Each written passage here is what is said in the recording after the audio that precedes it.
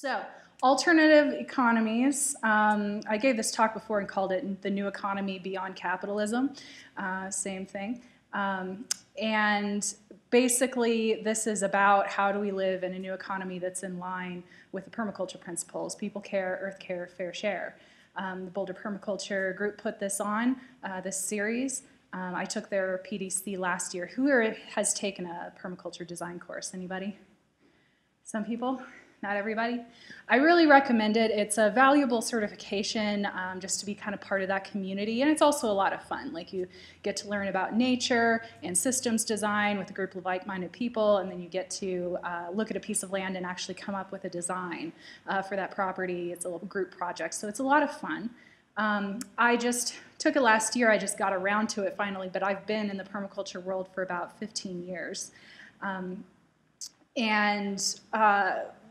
The big thing for me around permaculture is that I feel like there's this big piece that's been left out of it, which is around how do we organize people and how do we organize financial and economic systems in a permaculture sort of way. There's a real attitude in the permaculture community that's kind of like, money is evil, the economics is evil, businesses are evil, and I think that's really been holding back the whole movement from making the change that we really need in the world. So I'm trying to change that. So I've spent the last 15 years trying to come up with solutions. Hi, come on in, there's some spots over here. Trying to come up with a solution for, how do we design businesses in this new permaculture-based economy. One thing that I came across was that there's no one right way to do it. So we really need design principles and a design process, just like we do in permaculture. So that's kind of what you have in front of you. But first I want to talk about kind of how we got to this point. What kind of economy are we in now and how did we get there? And then what does that mean for creating a new economy? So let me just let people get settled in for a second before I start on that whole spiel.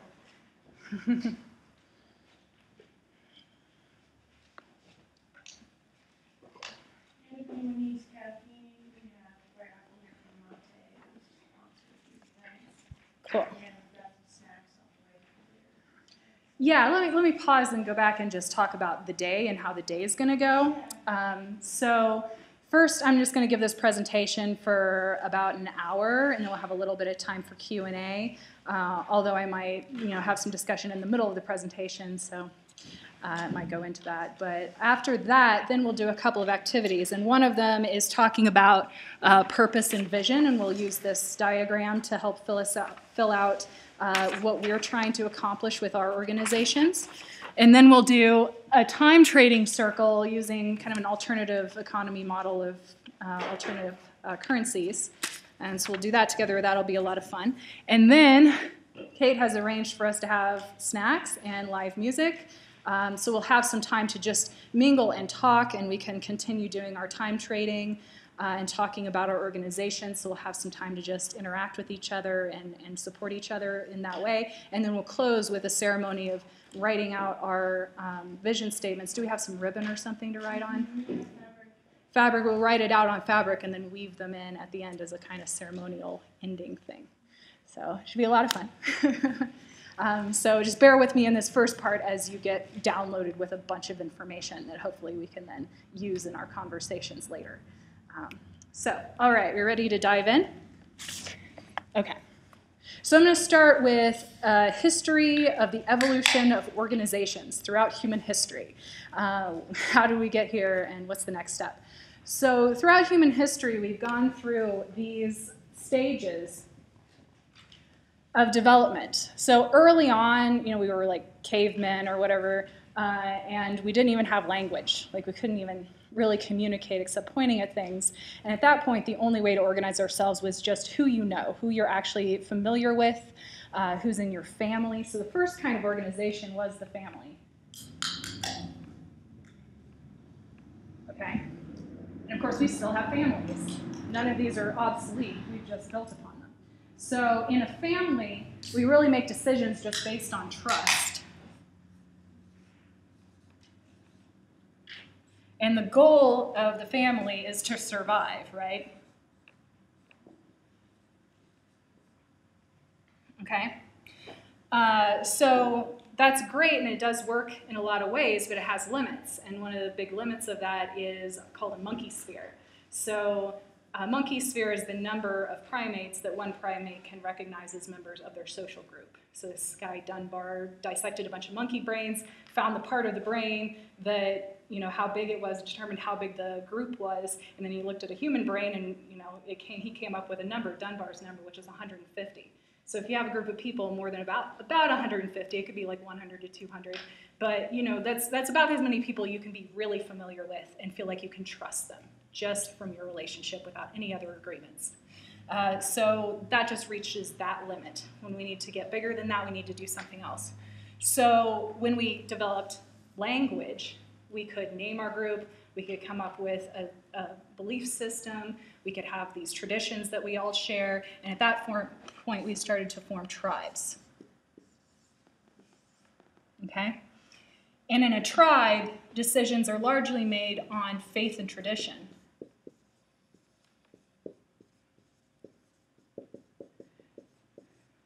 So when you're making decisions on faith, it's like this is what we believe the spirits want, in traditions, this is how we've always done it. Even the leaders are bound to this. The chieftain wouldn't just say, oh, screw tradition, we're going to do something completely different. Everybody's bound by this in a tribe. And the goal of the tribe is unity, right? We're all just one big happy family. So that's great. But that also reaches its limits because in faith-based organizations, new ideas tend to be very unwelcome. Like somebody has an idea, I don't think the spirits are guiding everything, they're going to get kicked out, right? So that makes the whole group difficult to evolve to changing circumstances. Because if, there's drought and we're just blaming it on the gods and cutting ourselves to try to make it stop, that's not going to help it. So we need to come up with new ideas and innovations, and the groups that did, but they had to break out of this tradition. And one way they broke out of the tradition was having leaders that really took charge and said, no, I'm going to say the way it needs to be. So I can make decisions, I don't have to follow this. So we got this egocentric kind of thinking, like my way is best. And that's what led to us having empires. So an empire is really guided by a leader. Decisions are made based on leadership, just what the leader says the rules are, and they can change their mind at any time. And they're trying to dominate everyone else, right? So they want to expand their empire, and get more and more people to follow them. That happened for a really long time. It's kind of surprising how much of human history was in empires, and it was very unstable, and not really very happy time. So people got sick of that eventually, and they said, okay, we don't want the leaders to just be able to change their mind at any point. We want some stability. Well, about that time, we came up with this written language. So we could actually write down rules and distribute them and all agree to follow the same rules. So that led to the next type of organization, the institution. So in an institution, decisions are made based on the rules. Everybody's got to follow the rules, even the leaders. And the goal of this is conformity. Right? So we want everybody to act the same way. Churches, governments, that's how they operate. But eventually we got sick and tired of following all these rules, and they got out of control and they got oppressive. And so some people are like, we want to form our own organizations and do things our way. So at that point it was merchants who created the next type of organization, which is the corporation. Okay. So corporations, what do they make money? I just said it. What do they make decisions based on? It's like money, right? But it's not just money, because not everything's directly tied to money. It could be work hours or number of products you create or number of sales. Those are all numbers. And so really decisions are based on metrics. And this is also when science became dominant. And so people use science and metrics to come up with better and better systems and be more and more profitable, because the reason that they're doing this is to make a profit.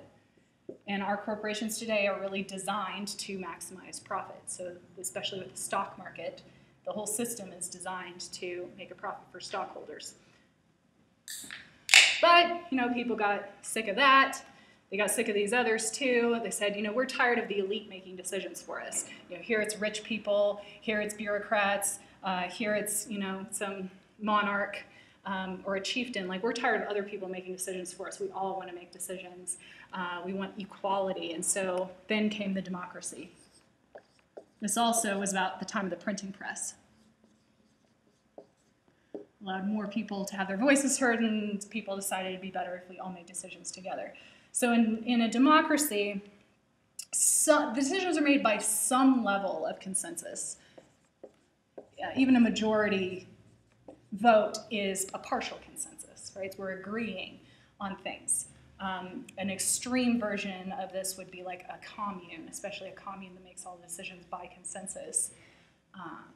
And so communism, socialism is all out of the same ideology that we should all own things together and make decisions together.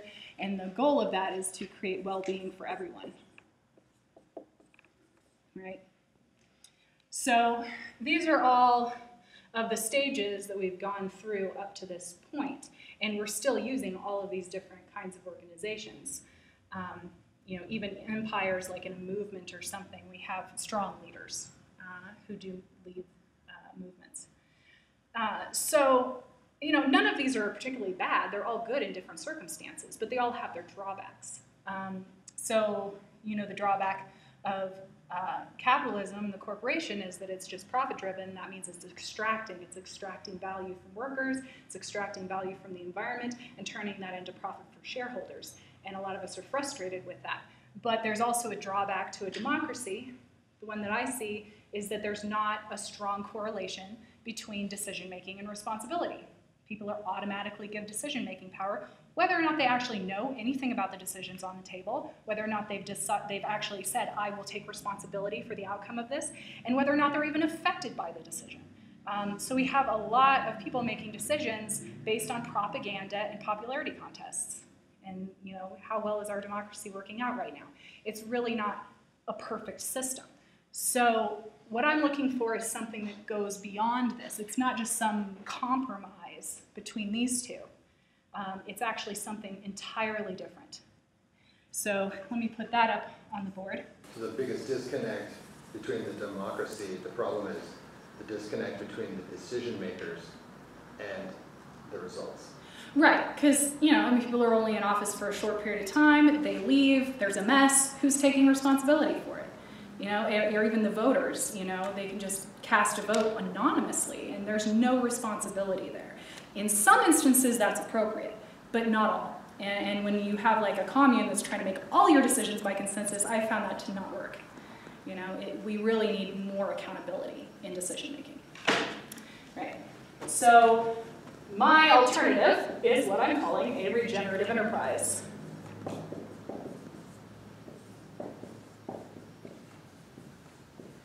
There are a lot of other people using similar terms. That's what I'm calling it.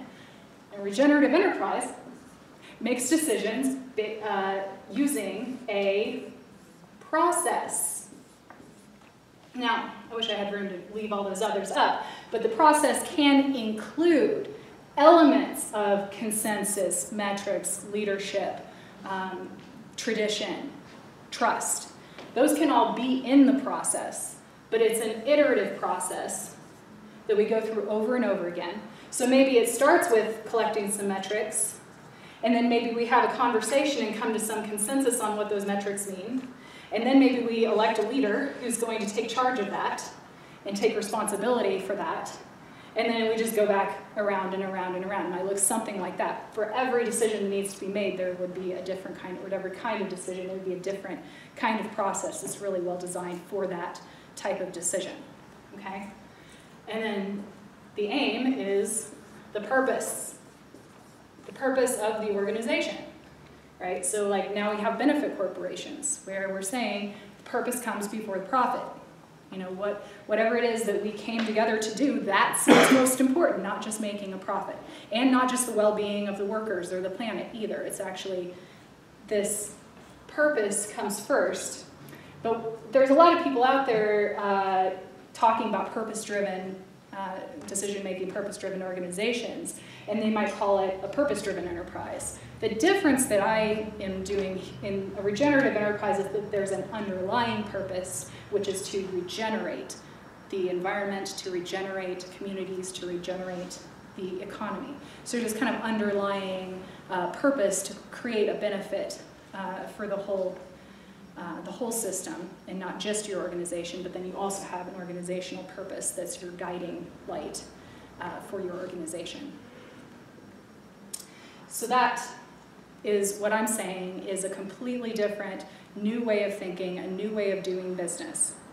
The question is, what does this actually look like in practice? And so I've been working on that and come up with these principles, which I'm going to go over here in a minute. Yeah. Just to clarify, so at the center of this cyclical process for all decision making, there's a cyclical process that you can repeat. The aim of the organization is central, but it shares that central place with the purpose to have the process be regenerative, so that it's a self-sustaining thing. Is that correct? It's got its purpose, yeah. Whatever that central purpose is, and also with that purpose is the purpose that this is going to be self-sustaining, that it is regenerative. It's regenerative, yeah, which is more than just sustaining. Like regenerative is actually making things better. Building. So yeah, we need beyond sustainability at this point. Like the environment is degraded. I can't talk. Degraded. Degradation. Yeah. And we need to improve it. So we need to design our economic systems to improve the environment, not just sustain it at the level it's at, because it isn't sustainable right now, right? Yeah. So we need to go beyond that. In the sustainability movement, in that way of thinking, I think there's a real scarcity mentality. Like there's not enough, right? So regenerative is a little bit more of an abundance mentality. This is what I was just about to talk about, is the mindsets that we need to have to make this work. Thank you. Yeah. So let me do a cool little thing that Adam Brock, who teaches social permaculture in Denver, did a talk that I hosted him at. So we're talking about permaculture, whole systems design. How do you do a whole systems design? So a whole system is made up of several different things. We've got elements. So that's the people, the money, the facilities, the equipment. Like there's all these different elements in the system. And what we really look at a lot in permaculture are the relationships between those. So, how are these related to each other, right? And there's a lot of important information in there, and we want those relationships to be mutual and to have multiple different connections between all of them. We try to make a really robust system with the relationships. And then the relationships affect the behavior of the system, right? So we can look at the behavior and see what's working and what's not. In organizations, it's typical to look at a behavior like people are showing up late to work, and we just want to affect that behavior. So maybe we come up to the relationships of, well, we need to give the managers more power to punish people or something. We might look at the elements of what's going on with our employees that's having them show up late, but we hardly ever go above that in an organization when we're trying to get to the root cause of a problem.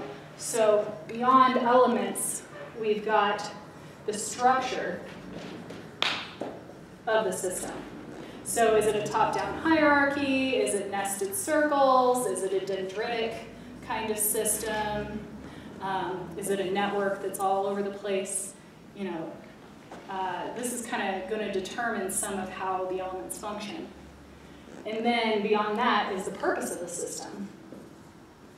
Why does this system exist? That's going to inform what structure we use. But beyond even that, we have the paradigm that we're operating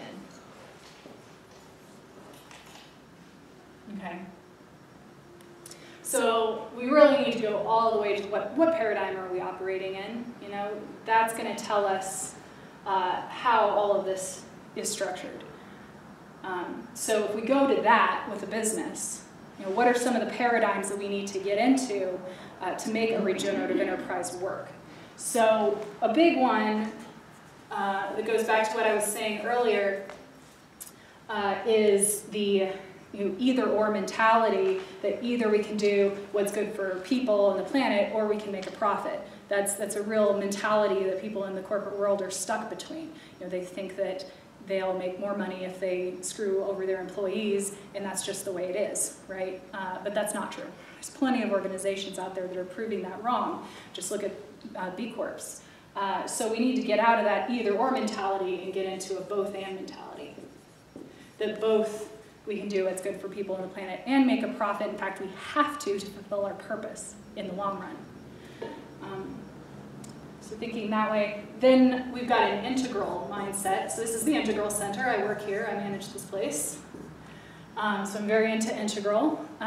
So that evolution that I led you through is really following spiral dynamics, which is a philosophical framework in integral that is, showing these different levels of evolution in human consciousness. And so an integral perspective is saying that none of those are wrong. They're all good in their own, correct use, but they're all also flawed. And so what we want to do is take the best of all of them and put those together. But we're not rejecting any of them outright. So an integral mindset is, looking at various different perspectives and accepting that they're all true and partial, and trying to take the best of all of them and combine them into a new way of thinking. Okay, then we've got the abundance mentality that you just brought up. So there's plenty, our biggest resource is human resource, and how many humans are there on the planet? We're not going to run out of manpower anytime soon. So there's no reason to think there's not enough. You can get anything done that you want to, and all you have to do is ask often. Then there is evolutionary mindset. So that iterative process that I was talking about, we need to actually trust in that.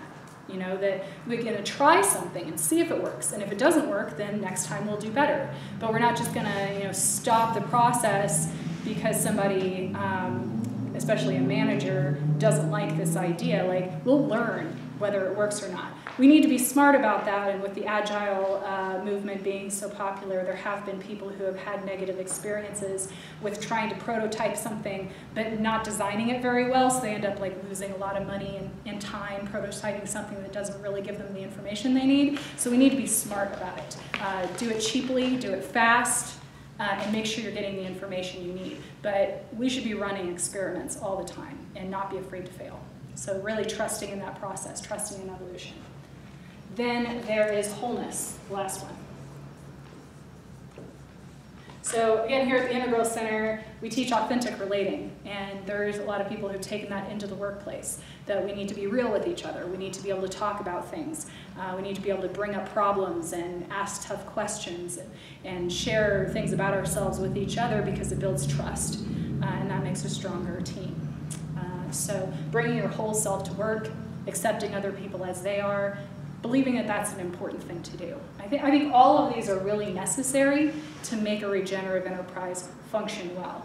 And I'm about to go over the regenerative dynamics, and you'll notice that first on the left-hand side is cultural. So the cultural aspect of having these kinds of consciousness is really important, and that's why I put it almost as one of the first principles.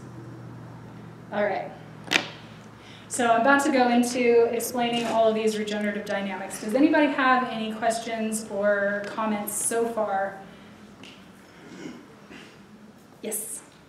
So potentially a significant point at the paradigm that you're talking about, and what you started with the spiral dynamics levels of development, I think it might be a good point to say that this emerging paradigm isn't going to be a singular focus like all the other previous levels, but that integrating all of them, right, and what that might look like, which right, exactly. It is an integral paradigm, which is why that that thought about how the process works, and it's integrating all the different types of decision making in the process. We're trying to take the best of all of those and put them together in a way that makes sense, which is going to be different for each situation.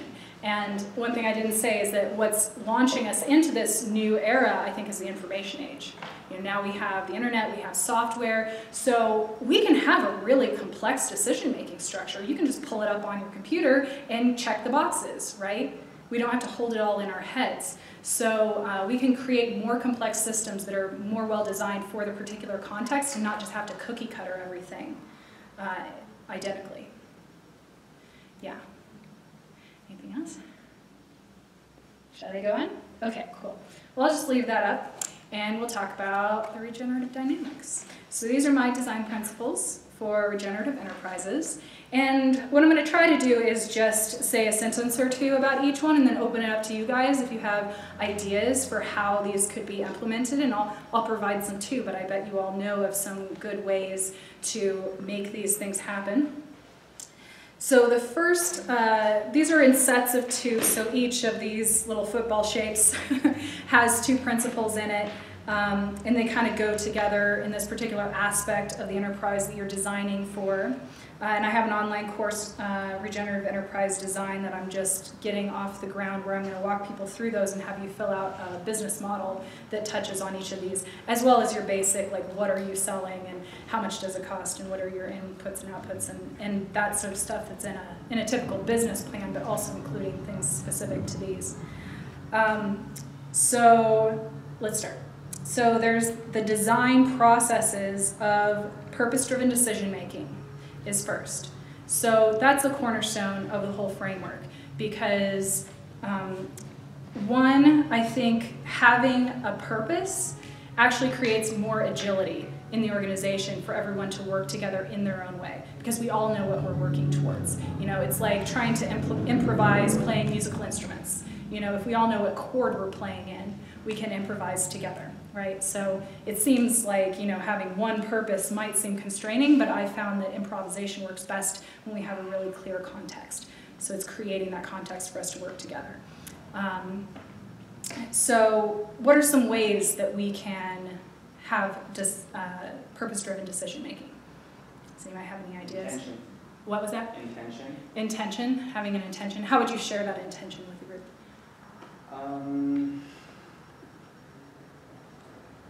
I think that intention to me is having like a directionality, but not having like a rigid, like a rigid objective, but a general like direction that we can all converge cohesively into. Yeah, exactly. And when we get into the next section, when we're talking about purpose and vision statements, you know, I make that distinction between purpose and mission.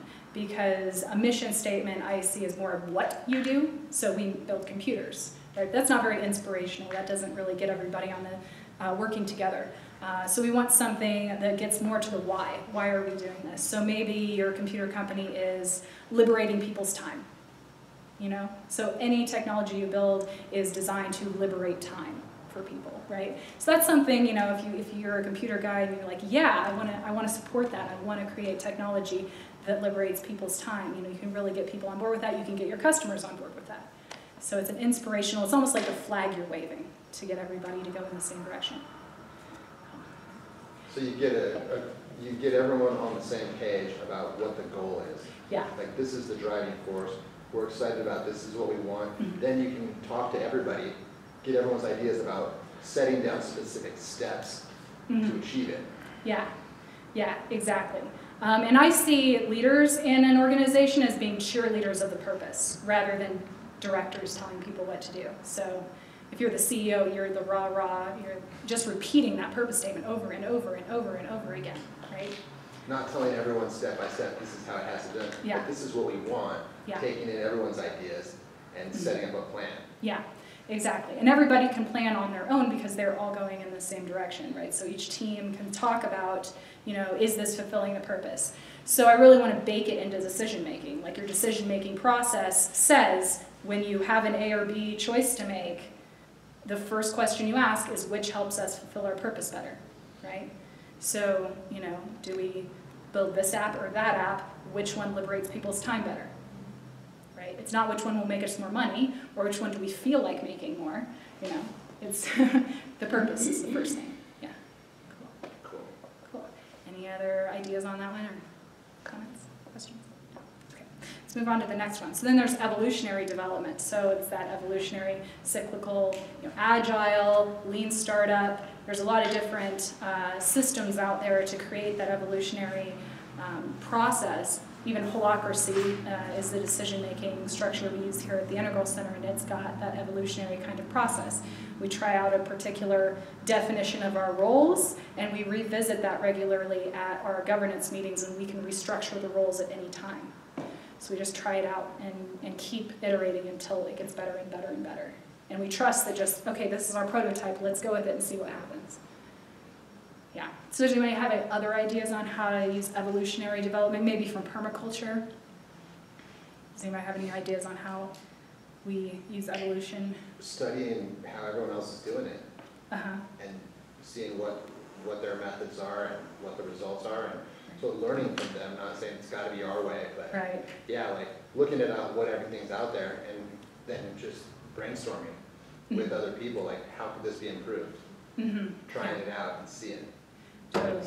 See it if it works. Totally. Yeah, and your brainstorming thing there touches on one thing. I took the ULab thing on Theory U. They had an online course. Theory U is something out of MIT's organizational development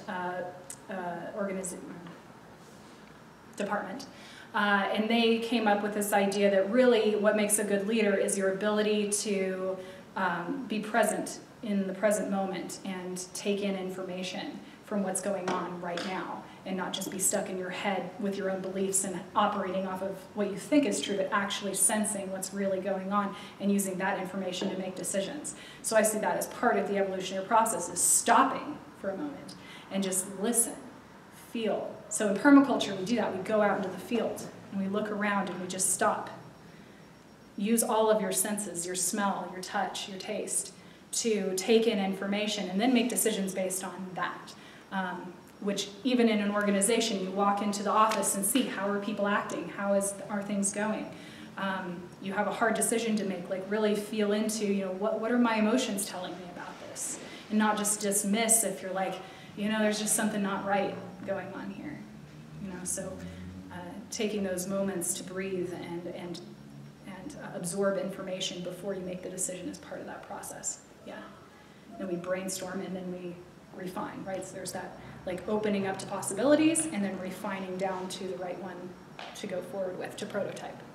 There's something about that moment of stillness where you're moving, you're doing stuff, and you're in the pinball machine. You're bouncing around, and that moment of stillness of just being present. Sometimes you're outside, you see the perspective, and the answers are clearly there. Yeah, exactly. So we want to leave space for that in the evolutionary process. Perfect. Cool. Yeah? Yeah, it's how to constantly respond to change and instead of reacting and taking in information, because we tend to get stuck so frequently in getting set in ways, but how do we constantly evolve and allow for the change and stick for true growth and evolution to occur. Yeah, totally. Yeah, I see people get stuck on both sides of it. I have a paper about this where I talk about kind of that theory U process and the opening up to possibilities, which creative people like artists and a lot of permaculturists are really good at. But then you have almost too much information, you don't know what to do. So I think the other half of that is using the scientific method and using these, kind of agile type prototyping processes to make a guess and test it and actually collect metrics and know whether or not it worked. I think that's where there's a real breakdown a lot of the times in permaculture, because we try things and then we don't really know whether or not it worked or what could be done differently. You got to collect those metrics. You got to know what are your metrics for success. What's your milestone to success or not? If you don't establish that, it's not a real experiment. It kind of sucks when you have 3 good ideas, you do them all at the same time, you don't know which one for sure was related, and so the metrics will show. Well, it could be this, or this. Yeah. So that's why, just like you said, the method, you add one thing in, right. see what the results are, and then Yeah, which can't always happen, especially when you've got a big natural system. There's so many variables, and you're not just going to change one at a time. You've got one season, so you've got to do as much as you can in that season to test things, to see what works. So the way I see it is a little different than the scientific way of seeing it, which is reductionary and breaking everything down into individual things. I see it more as you're testing a particular design. You're testing a system. Right, so Put all the you changes can in, just track all the different variables. you track all the variables. You have to do some influence there. Yeah. You know, in a natural system, you can't always know exactly what's happening, but over a number of years, as you change different variables, you can kind of hone in on, oh, it's this in the soil that's causing this. You know, it's a little bit more difficult than just, you know, putting something in a laboratory and testing it that way, which is still valuable, but I think science has taken that too far, and that's why we've got agrochemicals that are killing the environment and all of these things, because we've put on our blinders and just looked at, you know, what question you're asking with your experiment is really important. So if the only question you're asking is, does this chemical kill this weed? You're not asking the right questions, right? Does it create a better environment for my plants to flourish in the long term is a better question to ask. The test tube is not the home. Yeah, yeah. So there's a lot that goes into that.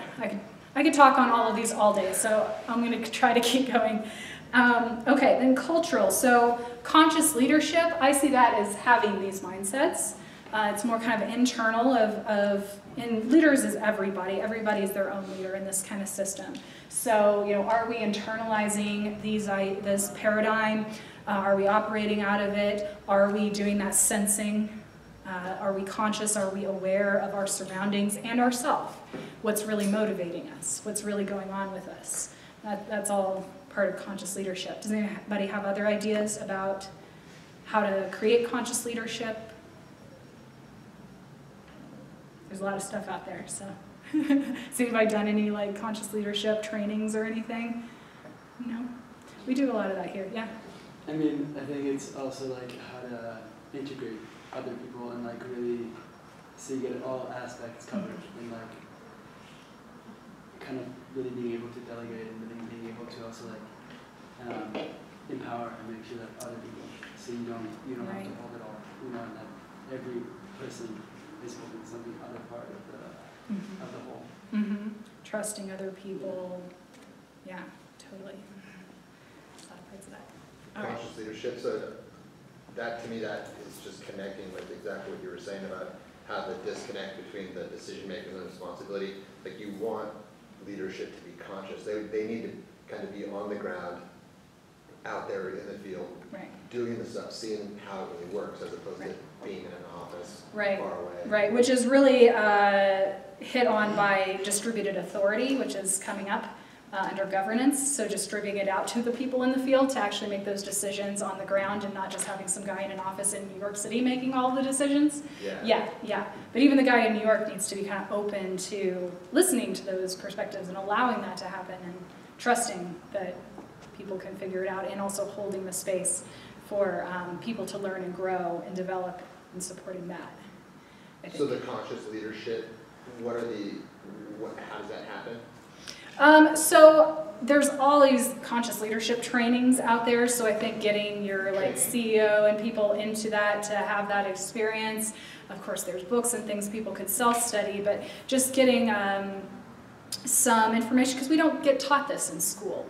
You know, you got to have some education, and maybe that comes through experience, but just in being a conscious, self-aware, trusting leader. I think it's a thing that's developed through education and then through experience and training, and also through example. So if the top leaders in an organization are exemplifying this, then other people will follow suit. Yeah. So depending on the developmental level of the organization or the individual as well, there's a tendency either between more of a solo leader or a like team leader, either like agency or communion, and that radically changes the dynamic. So potentially a new leadership style altogether at a higher level that somehow more seamlessly integrates those within an embedded context, within the environment as it necessitates. So specific contexts need more of the one-way communication style of the person just calling out more of an order versus like if it's more of a immersion sort of thing between the relationships of the individuals within the team. Exactly, and I think having those clear processes really helps with that, because we can all agree that there's certain situations that necessitate us all brainstorming together and coming up with a solution together, and there's some instances where we're delegating to roles and you just do it on your own, and that role has helpers and they tell them what to do, but we don't want to get stuck in just one or the other. So that's why we have a process where we're constantly kind of going back and forth between the two. Yeah, cool. All right, moving on, authentic communication. We're here at the Integral Center, we teach authentic communication. It's very helpful. Here we take it a little farther than you might in a business. We get really into our shadows and tearing each other open in a way that you not necessarily want to do in your company, because then people want to go take a sabbatical for a year. So, but it's still, I think, important to build trust and to build our capacity to communicate clearly and be able to take constructive criticism. Also, and this is, effective conflict resolution, like restorative justice processes where we're really getting everybody's perspective and listening to each other's perspective so that we can come to solutions that work for everyone. Can anybody think of any other ways to use authentic communication in organizations? I'm sorry, I just missed the word. It's what type of communication? Authentic. Thank you. Yeah. Yeah.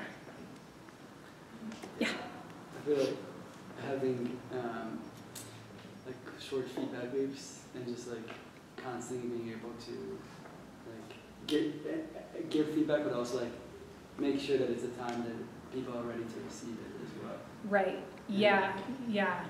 And that's something that culturally we've created here, and also like at Gaia University is my university that's like permaculture driven, and it's really expected that at the end of any kind of process we're going to have a checkout, and we're going to get feedback from each other on how things went.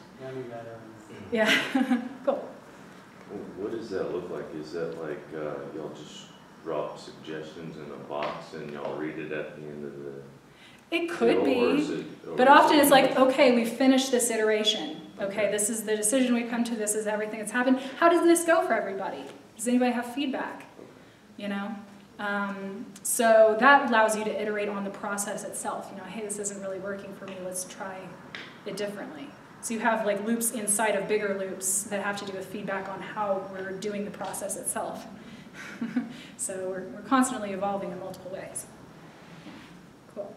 Okay, let's keep going. So we have financial design. So we've got responsible ownership.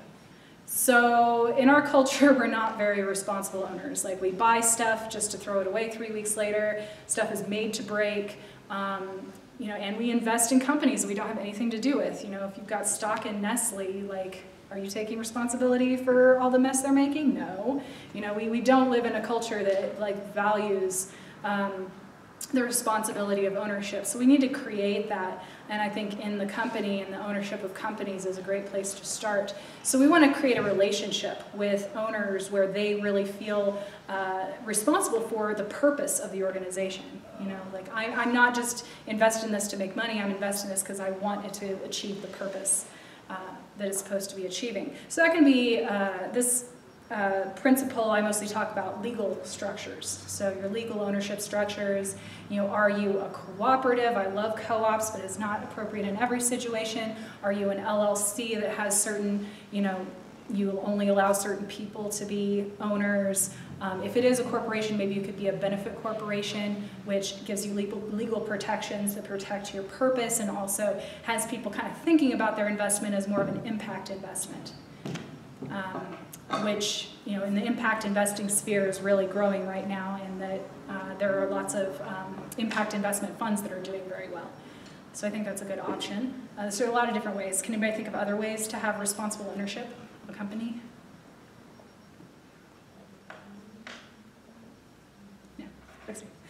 The second part of that is labor-employed capital, which is a little bit more about your financial mechanisms themselves. So this would include things like crowdfunding or grants. You know, how you get your money, let's make sure that that's in service of the purpose. So I got this term labor-employed capital from Marjorie Kelly, who's written several books. One is called Owning Our Future. And she talks about this difference between capital employing labor and labor employing capital. Right? So we tend to think, especially in publicly traded corporations, of, you know, corporations are owners hiring employees to do their bidding so they can make a profit, right? And let's turn that on its head and say a company is workers finding investors to help them fulfill their purpose. So that just takes really structuring your investments in a way that makes that clear. You could have loans instead of stock. You could have non-voting shares, like in a co-op. People can own shares and just not have a say if they're not invested, if they're not a worker or a customer or a producer. Does anybody think of any other ways that we could make sure that that's the case? That it's about fulfilling the purpose and not just making money? No. I guess I just have all the answers. Kidding. Okay. Yeah, like sometimes that's like where you have like there's a mandatory period of time that you have to be doing the job, right, before you can be on a board or something for the management. Yeah, that would either one of these principles, that would be part of that. You know, it's somebody, especially in like a worker co-op, you don't just immediately get a say until you're proven that you're invested in more than just financially sort of way. Yeah.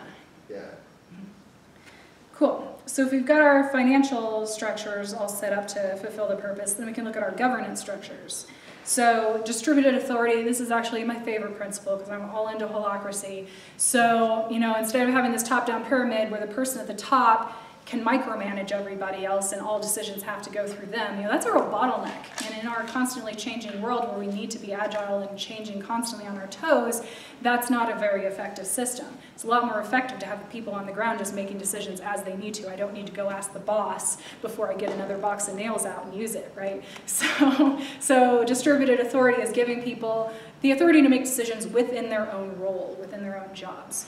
I really love holacracy because it breaks things up. So instead of just having one employment position where you've got all of these different things you're supposed to be doing, we break it up and you might have like 4 or 5 or 6 roles in the organization that are all specific to a particular area of decision making and certain accountabilities that you have. And if you don't fulfill those accountabilities, you get removed from that role, but you don't actually lose your job. You could just get assigned to a different role. And that allows us to really agilely move people around and give them the roles that are the most appropriate for them. I forgot what it's called. There's a word for this, but there's a tendency in organizations for people to keep getting promoted until they're in a position that they're incompetent to fill, and then they stay there. Because it's all about climbing the ladder, right? People get to a certain point, and they're not doing it very well, but you know, it's like this ego thing. You're like attached to your management role. Whether or not you're doing it right, you're gonna fight to keep it, and you know, but you're not good enough to move up, so you just kind of get stuck there. And it's really not a very good system. You know, I think what would be much better is, you know, like for instance, I worked at Natural Grocers, and this was really frustrating to me, is that there's like a manager, there's 2 assistant managers, and then there's the people working on the floor. It's a very top-down pyramid. It's like, what are these managers really doing that I can't do some of it? Like, can I really not count the money every once in a while? Like, I'm not stupid. Like, the people working on the floor can do a lot of those managerial things.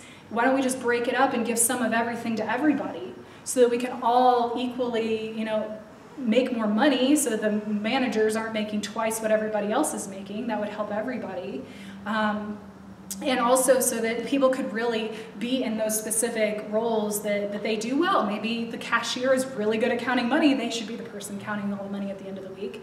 And you can kind of move people around and get them in all of the positions that they're best to fill, and just say, instead of just saying, oh, that person's just a cashier, that's all you do every day. Who wants to do that, you know? So distributed authority. Anybody else have anything to say about that? Anybody learned about sociocracy or any other systems like that? Have you? Yeah. Do you know anything about sociocracy? I've been part of. We did. I used to live in Nevada City, California, and we did like village building conversions, like city repair, and we used the sociocracy model, and it works nice. So there's like the double link.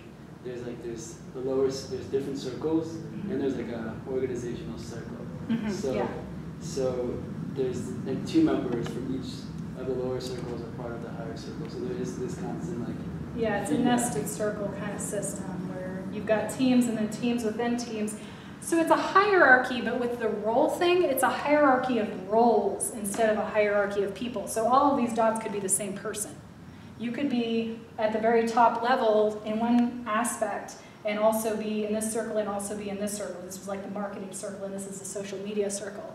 You could have all of these various roles in the organization. So it's not about people being better or worse or higher or lower than each other. It's just about distributing the work in a way that makes sense. Right? Yeah. The only thing about that I found that didn't work so well is that the meeting, like, it ended up being too many like meetings and going too long because it's like, because the whole idea is that everyone has right. ability to like chime in and like give. Yeah, exactly. So I took a sociocracy training and I ended up arguing with the trainer the whole time because I'm really into holacracy, and one thing the holacracy does, because it uses the same principles, but holacracy has this thing called owning your tensions. So if I bring a tension, a problem, or an opportunity to the table and say, I see this as something that needs to happen, I'm owning that. That's mine. And I'm bringing it to the table. I'm going to come up with a proposal. I'm going to hold that proposal, and I'm going to take responsibility for seeing it through to completion. Sociocracy does not do that, so I could just throw out a problem and say, it's everybody's problem. Now we're going to sit around and talk about it for 3 hours, come to some compromise about what we should do about it, and then nobody's taking responsibility for getting it done. In holacracy, we can get through 30 agenda items in 15 minutes. I've done it. It's like bam, bam, bam, bam, bam. Because when you come, you're like, this is my role, this is my proposal, this is what I need, give me the feedback, we're done. You know, it's not this like trying to come to consensus on everything. So yeah, I don't like sociocracy. For that reason, it's too much consensus. And I used to be a huge proponent of consensus. I just thought it was the bee's knees, and I tried using it for about 10 years, and it totally ruined my life. So, tried a lot of things, and every single thing failed because nobody was taking responsibility for anything. I ended up doing everything, and we didn't really get anywhere. So in some instances, if you're living in a community and you've got a consensus for bringing new people in, for certain decisions, sure, it makes sense. But making decisions on everything, especially in a business, it's not effective. Okay, worker autonomy. So the difference here is not so much in the organization as how we make decisions in the organization, but more of like how does an individual interact with the organization.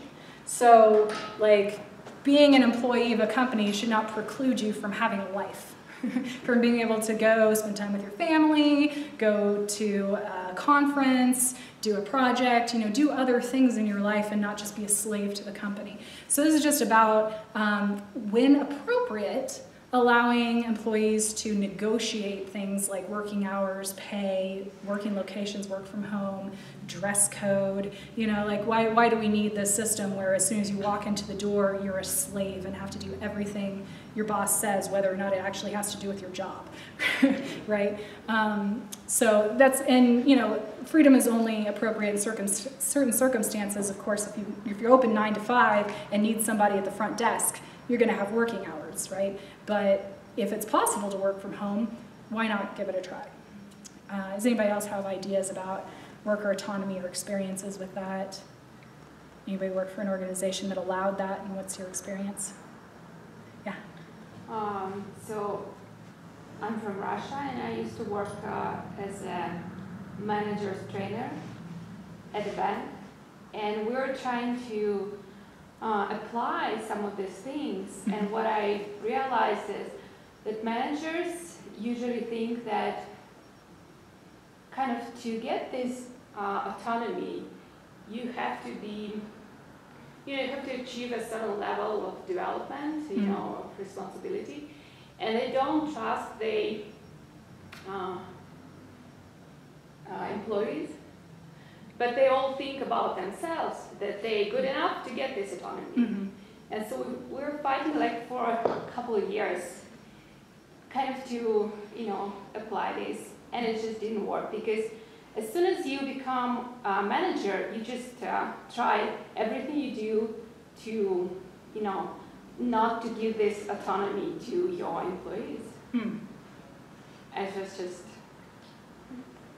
I don't know, just ridiculous. It's like, I'm good enough to get this autonomy because I'm smart enough, to decide where should I work, where is my workplace should be, but my employees, they're just not able to make these decisions. Was that your experience as a manager, if they weren't able to? Yeah.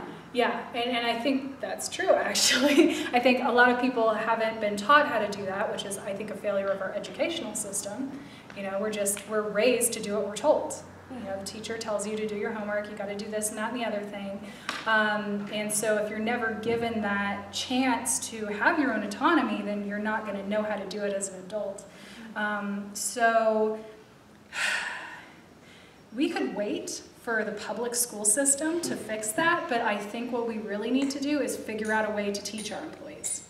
Maybe that's just a little step at a time. Maybe it's just one thing you give them a choice on, and then increase it over time. But I think we all need to create organizations and fight for systems that support people in their own personal development. I think that's the most regenerative thing that we can do, is support people in growing up and showing up.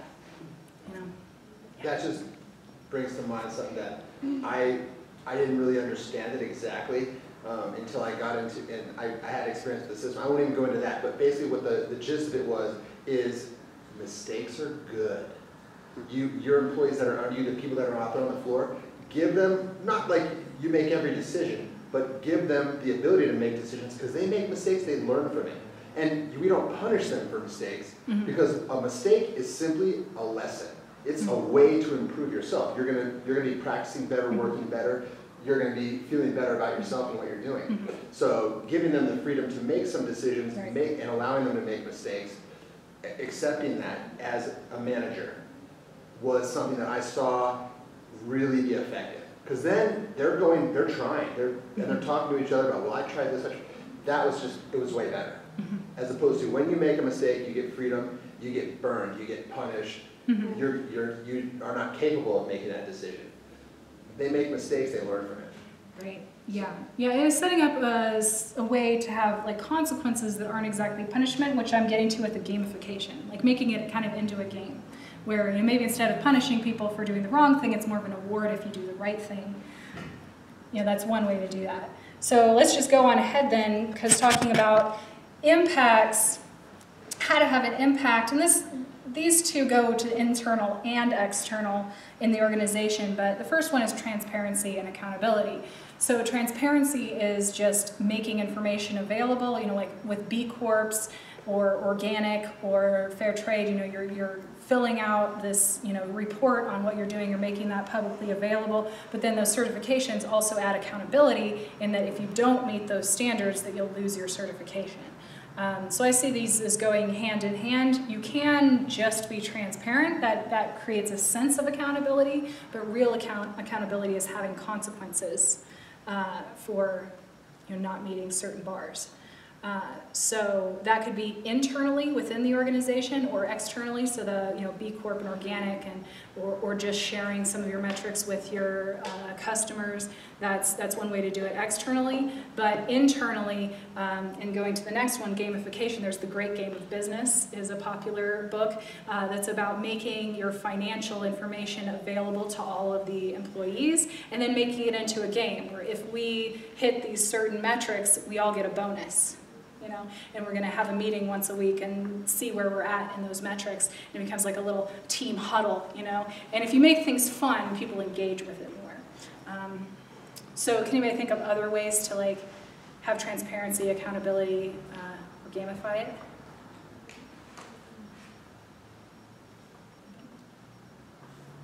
could gamify like environmental impact, like how much electricity you're using or how much water we're using, those kind of things. Was that?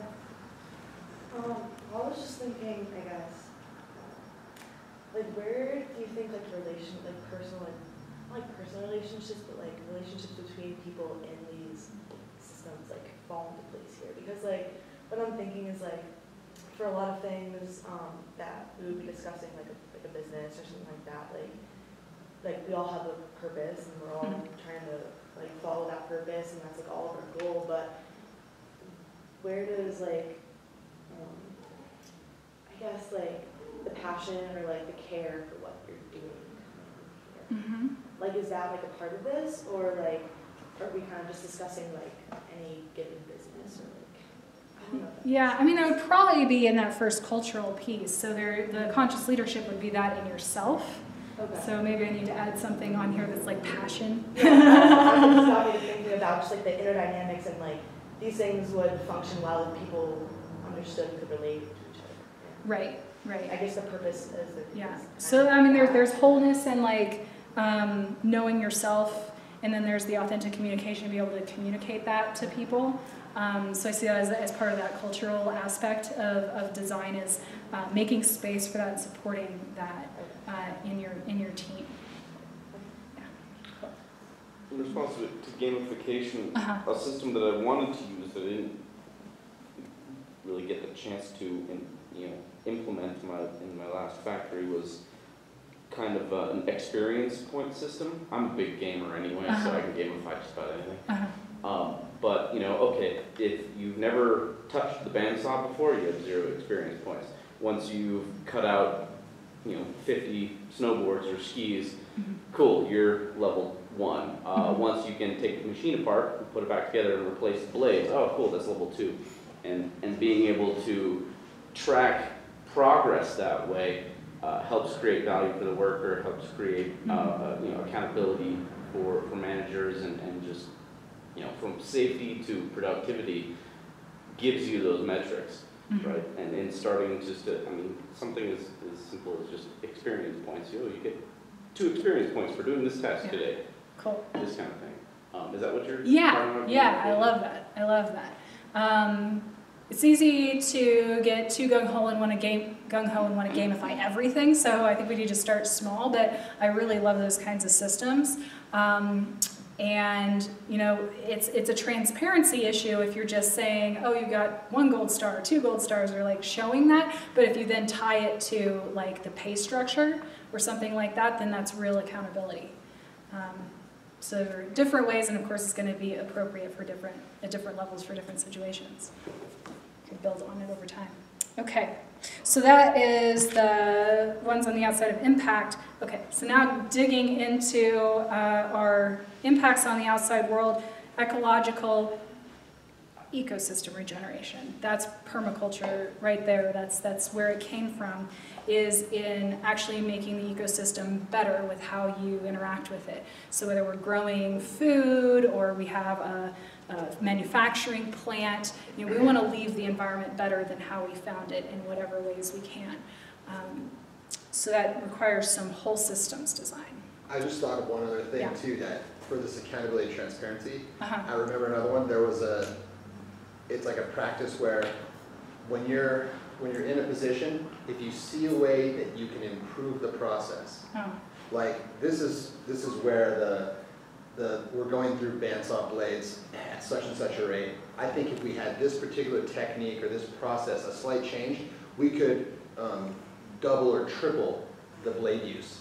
Just like you see a way to improve a process, you go to your manager, you submit it, you talk to them about it, and they have a cyclical process or regenerative process established in there to where this person, they've tested out, it seems to work, the metrics are there, then this person gets a little bit of a bonus, so they get benefited financially, but also then they are set to train other people on it to talk about it. So you kind of give them a little bit of, a reward of,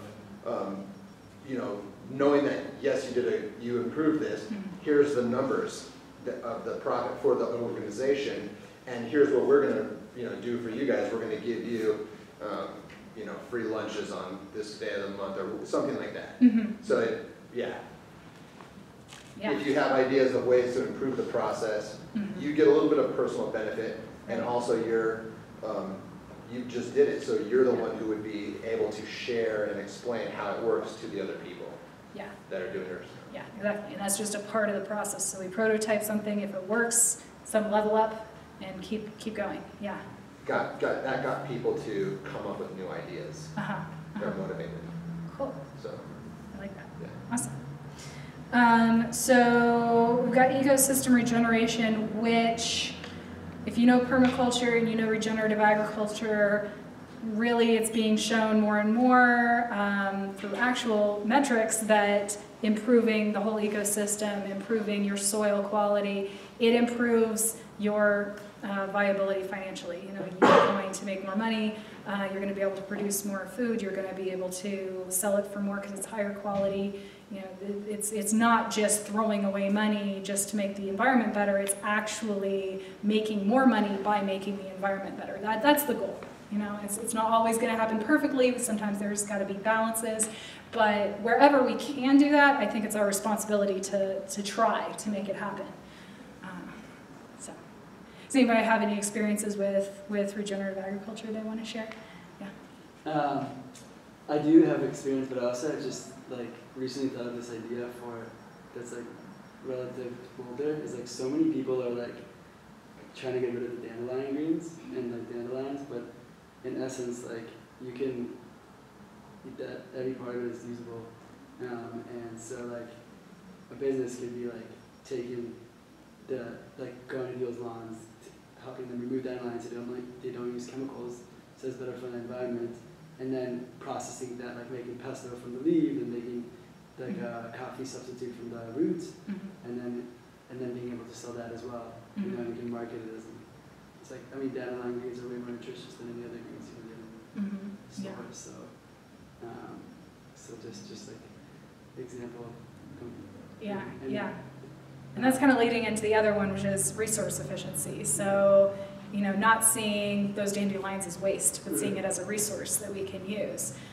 Creating cyclical situations where every output is an input somewhere else. And also seeing all of our resources as equally important parts of the system, including our time and our money. So that's a downside I see. A lot of permaculturists get into this trap of, you know, like wanting to use every bit of all of the dandelions, but then it ends up taking so much more time or so much more money.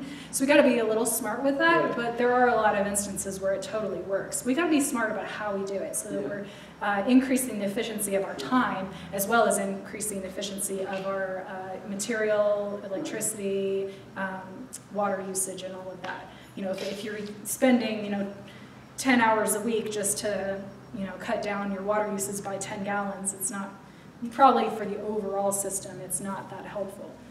So it's a holistic design. It's a like perennial agriculture too as well for regenerative, because it just you're just doing the, you know, you're doing some maintenance and just show that for the most part it keeps them producing and give abundance without as much work as every year doing like, you know, like just annual crops and tilling the soil and just needing to like constantly, like there's a lot more, you know, a tree can bear fruit for many years. Yeah, and that reminds me of this idea that, I don't know if you've ever seen this, where it's like important and urgent, you know, and like this is more important, this is more urgent, so you want to do things in here.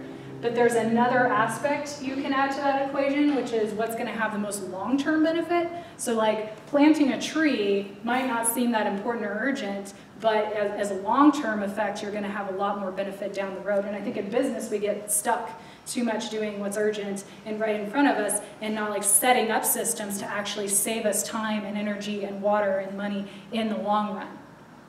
Yeah. Usually more like urgent things might seem more important.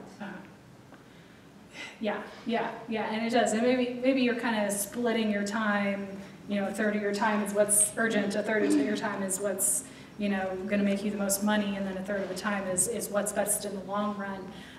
It's kind of a balance, but I think in business we get into a trap of not putting the energy into doing the things that are going to be better for the long haul. And I think that also comes back to like the reductionistic mindset. Like we zoom in so far as to like we only see a tree in terms of like extracting it from its natural context and reducing it to a simple value metric, which is exchangeable wealth, rather than the appreciable wealth of it in its natural ecosystem and how it interrelates with everything in our biosphere. Yeah, how we value our resources is really important, I think, and that's maybe part of the transparency piece of it is having metrics that take that into account. I think there's some various ways to do like triple bottom line accounting that account for more than just the immediate cash value of everything, right? Which is kind of tough. There's a book called How to Measure Everything that's a lot of fun.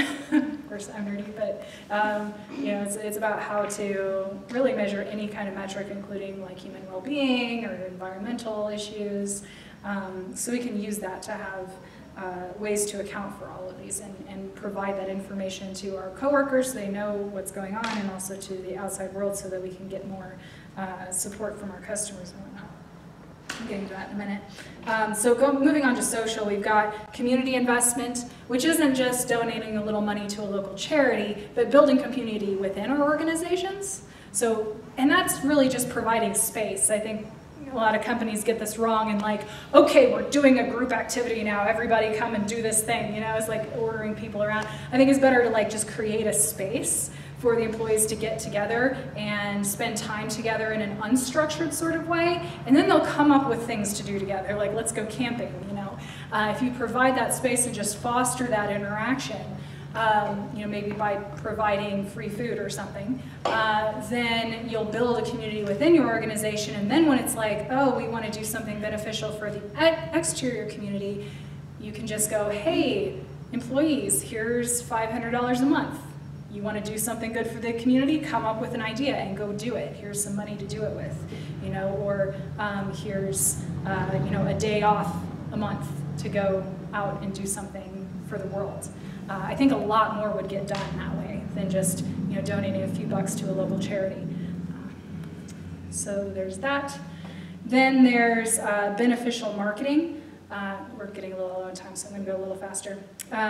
Which is, you know, not being afraid to brag about all these good things we're doing, getting it out into the world so we can encourage other people to do it, as well as getting support and getting more customers, you know. Like, I didn't watch TV for a long time. I recently got Hulu, so I'm watching commercials and it's just so bad.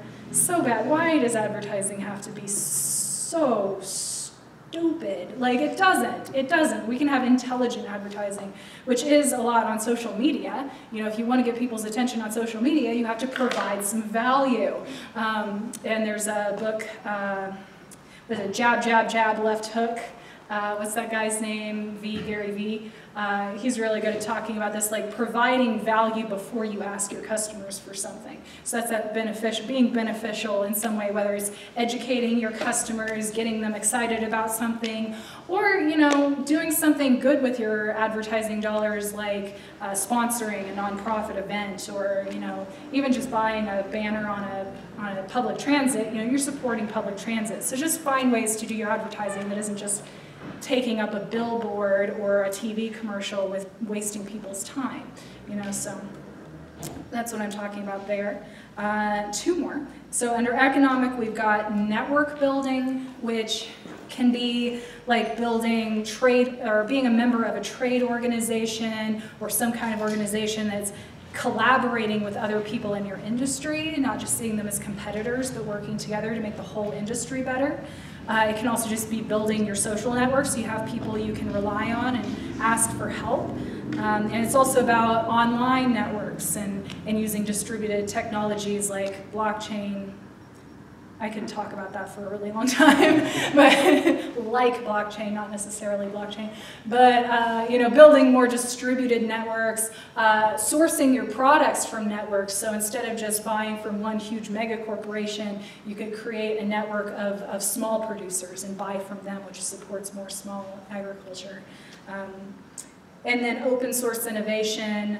Y'all know open source software like Linux. It's free to use. Anybody can contribute to it.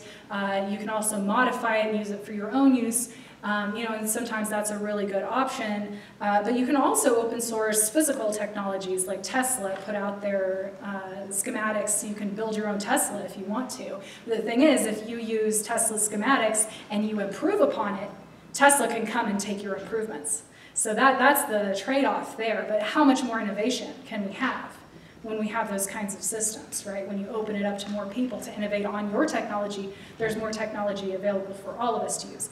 Not appropriate in every situation. In fact, you'll see here I have copyright at the bottom of this, not open, because I want to protect my intellectual property, and I want people who use this to be part of my network and trained by me and not just taking it and doing whatever with it. So it's not always appropriate, but in some situations it is.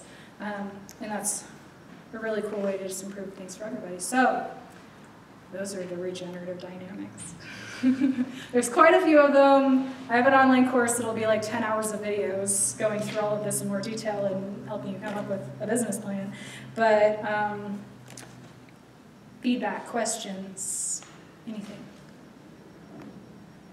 This is our Q&A time. We only have a few minutes, but let's do it. I came here today kind of, I understand the concepts and stuff, but what does it look like for someone that's retired or something like that, or can't work, or just kind of, would they just be teaching people?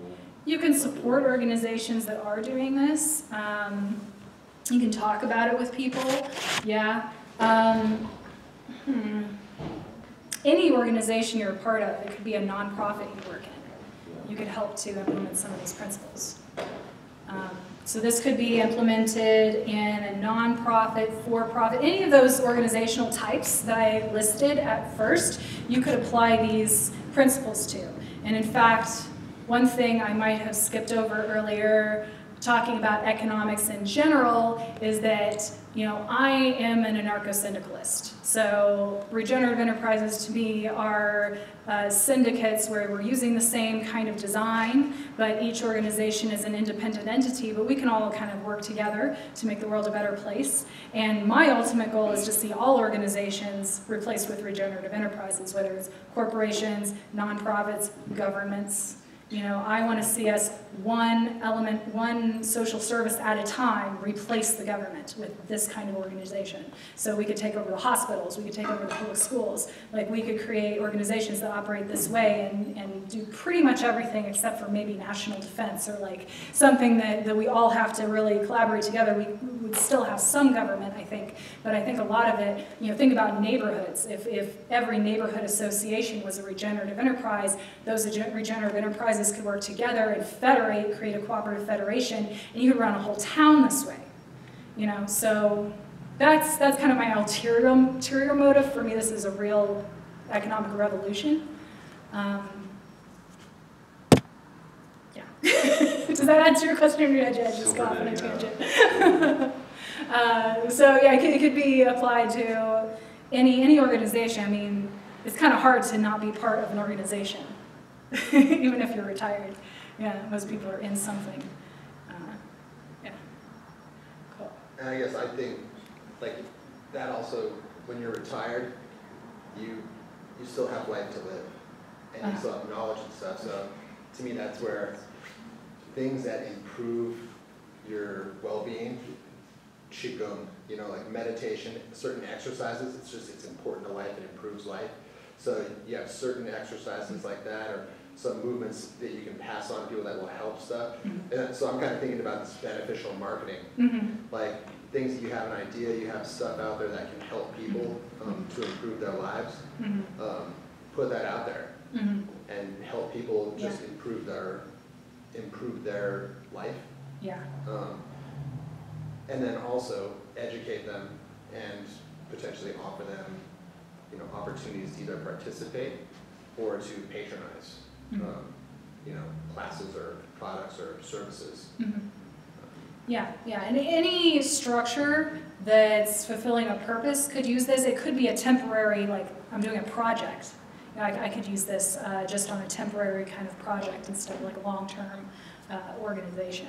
It doesn't even have to be incorporated necessarily. You could have just a community organization that's just a group of people getting together to do stuff. You could still implement a lot of this. Maybe not the ownership part, but the other parts. Yeah, cool. Yeah. I think that this is like such an incredible idea, like altogether, like it's just wonderful. But like my particular training in leadership is like in social justice leadership, so I guess my question would just have to be like, what about like this would just be assuming that all people like philosophically are intend to do good in this world, but like what about like racism, classism, the fact that like some of these things, this wouldn't really be offered to everybody. It's kind of almost like you have to, I mean, obviously anybody is capable of this, but there's a lot of things in our system of living where it blocks people from being able to even be part or even think about these things. Yeah, and I see this as a slow revolution because people need to, come up to that paradigm. And that can take time, and not everybody's ready for it. So like Zappos adopted holacracy in their organization. First they just did it with certain departments, then they started expanding, and after they tested it for a while, they were like, okay, we want to implement it in the whole organization. 10% of the employees left. Because they were just like, nope, not for me, I don't want to do this. It's not for everybody, But I do think everybody is capable of it, and it's also a voluntary thing. I'm an anarcho-syndicalist. I don't want to force people to do this. So I don't think the solution to our world's problem is to have the government force everybody to do things differently. I think we want to create these voluntary organizations that people can choose to join. And so if it's voluntary, then you're making the choice to grow and develop as a person. You have to be willing to make that choice, and I think it would just spread.